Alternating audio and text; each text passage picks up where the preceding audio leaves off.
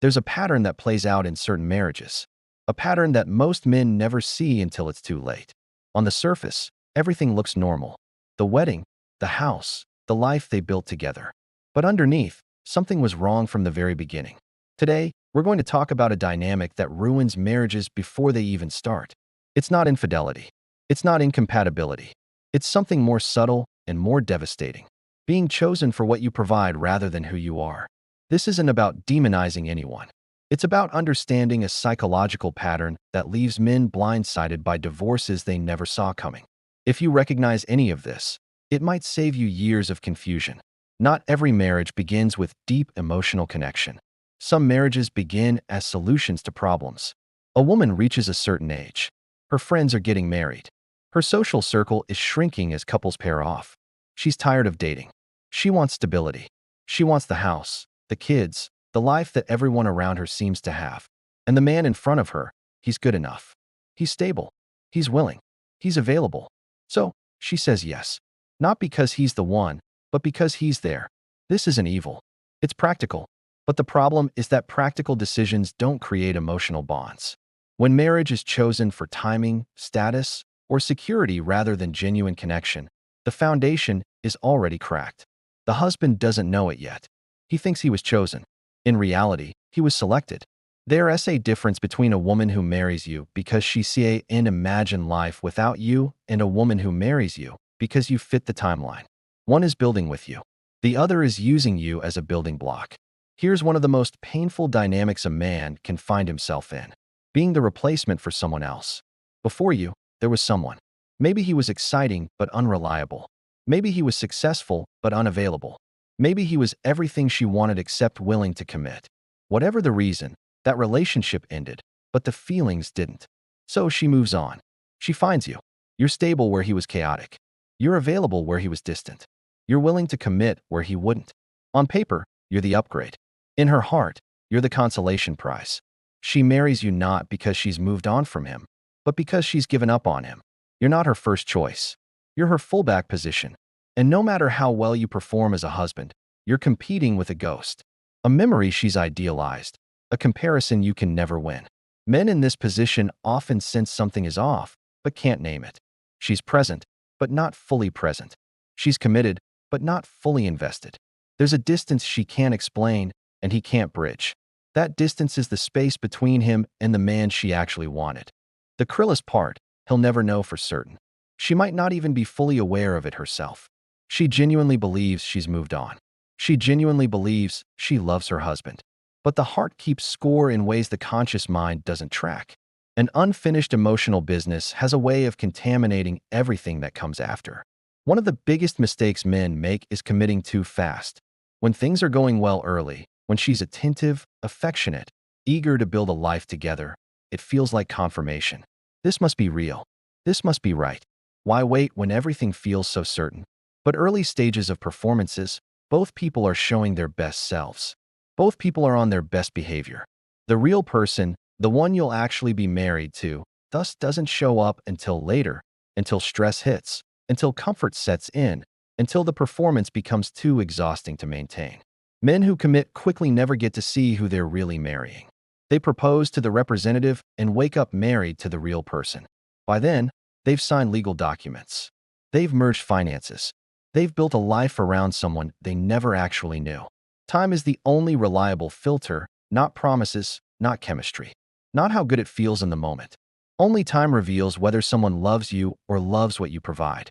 Here's something every man needs to understand. Financial problems don't destroy marriages. They reveal what was already there. When money is flowing, it's easy to be happy, easy to be affectionate, easy to overlook the things that bother you about your partner. But when money gets tight, when the job is lost, the business fails, the investments tank, everything underneath comes to the surface. If a woman married you for genuine connection, financial hardship brings you closer. You're a team facing a problem together.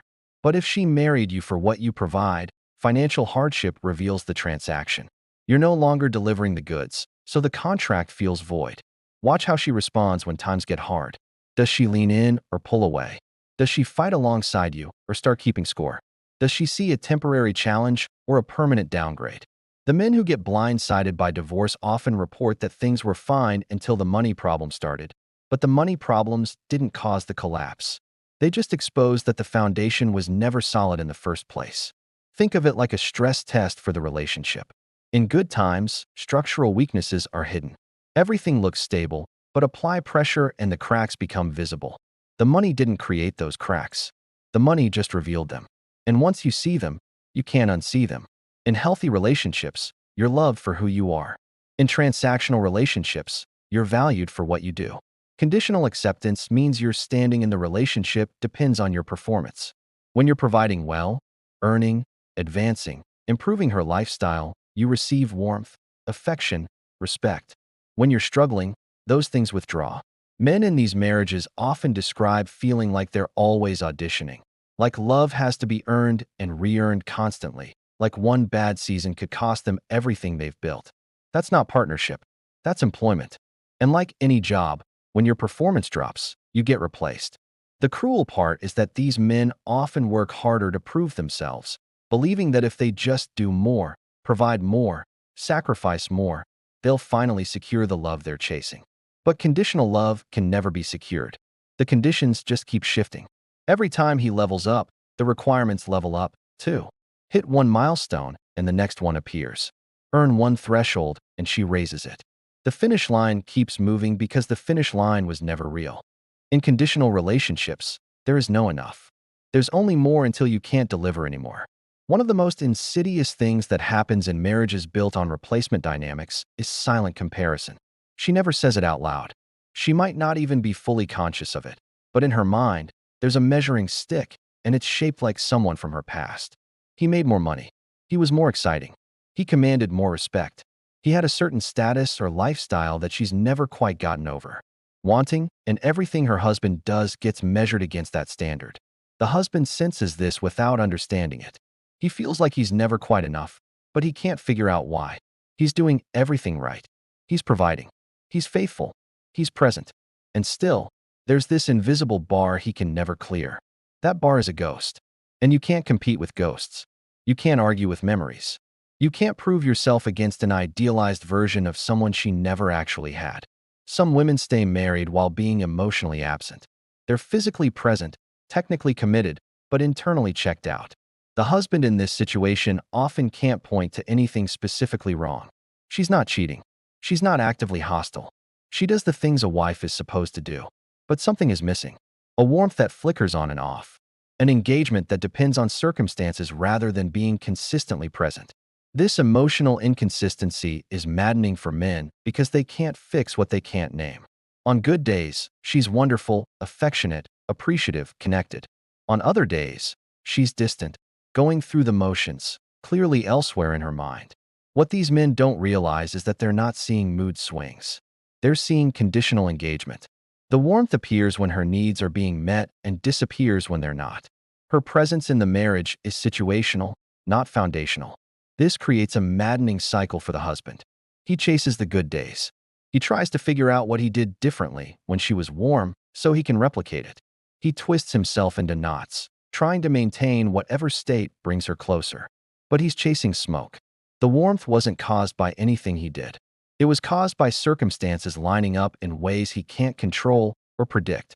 Pay attention to how much attention she pays to people from her past. Checking on an ex through social media, bringing up old relationships more than seems necessary. Knowing details about someone's current life that you'd only know if you were actively following along. These aren't innocent curiosities. They're signals of unfinished business. A woman who has genuinely moved on doesn't need to know what her ex is doing. She doesn't care about his new relationship, his career, his life. That chapter is closed. But a woman who is still emotionally tethered to the past keeps one eye on what she left behind. Men often rationalize this away. It's natural to be curious. Everyone checks social media. It doesn't mean anything, but it does mean something. It means her attention is divided. It means part of her is still living in a timeline where things went differently.